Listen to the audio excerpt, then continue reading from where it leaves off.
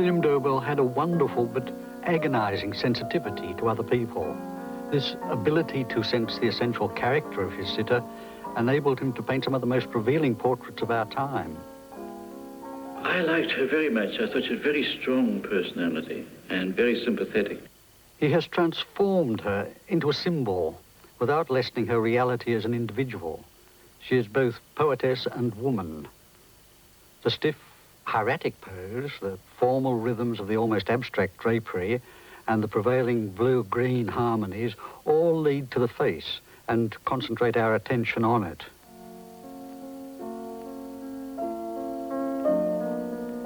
I have often been asked what it is that makes me want to paint certain people. Well, I think, first of all, it's the interesting form, the sculptural form of the person, and the strong characters of a person, the strong individuality, and I strive for that. And I don't know whether other artists do it or not, but personally, I like to fit them to my style. I see them as my style of painting and try to bring that style first. It's a sculptural technique, more like sculpture than painting. And if I see those things in a person, well, I strive for it like a piece of sculpture. I particularly like the Gothic type of sculpture, and I try to get that into my better works. Several years ago, I was approached to see if I would paint this portrait, and I went along to meet her at one of her birthday parties, and I was struck by her dignity, and the color scheme particularly attracted me, as she was dressed in a black evening dress with a black evening coat with spangly things all over it, and white gloves, and they presented her at that time with a bunch of white camellias which she rested in her lap.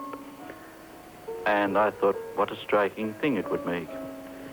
And several weeks, or it may have been months later, I visited her in her flat, and I always like to get to know a person, and I visited her for several days and chatted to her, and I made several pencil drawings, which is my method, and from those I made, I should think 6 to 8 very small oil paintings, just to get my color scheme correct and see if I could get the feeling of it.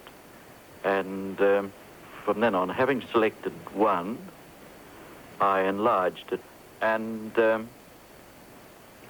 having got that far, I sketch it out and build up as far as I can without seeing the sitter again, because I like to retain just my image of the person, not all the various little pimples and color, different things. I get my general scheme of color in my mind, the things one remembers of a person.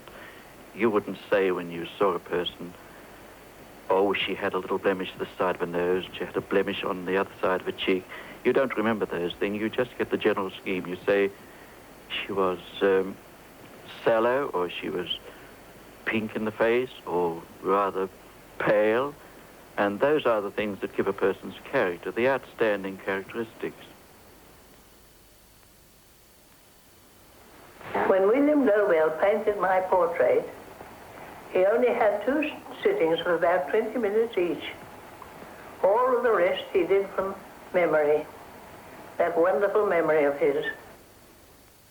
He had a phenomenal visual memory, which helped him bring a marvelous feeling of spontaneity to his portraits. I think I must have painted 2 large ones. I destroyed several.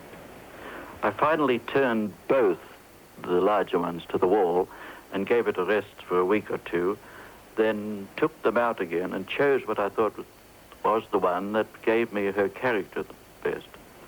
Then I continued on with that, scraping down and working, and that went on for months. I don't mean every day.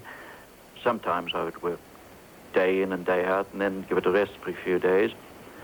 And finally, well, everything seemed to come all right. I said to the critic, you wanted more than just the features and their measurements. You wanted the look of the person. And that's what Nobel gets when he paints anybody. The look, the real person, not just the features. I've been told that I see too much, that I have a sort of second insight, and that is really far from the truth. I only search as a draftsman should search, and it comes out in the drawing. This is Mary Gilmore speaking, and I'm doing this reading for Hazel de Burgh. She wants me to read first a piece of verse called Tenancy. She was traveling somewhere one day in a car with Mr. William Dobell, the painter. And she happened to think of this piece of verse. He hadn't painted my portrait then, and she quoted it to him. And when he heard the verse, she tells me, he said at once, "That's Mary Gilmore," and that's given me an idea how to paint her portrait. The verse is, as I've said, tenancy, and it means not where you live or anything like that, but how you live. How you live is the important thing, and what you leave behind you that you have done in your life. I shall go as my father went, 1,000 thoughts in his mind, with something still held unspent when death pulls down the blind. I shall go as my mother went, the ink still wet on the line. I shall leave no rust as rent for the house that is mine.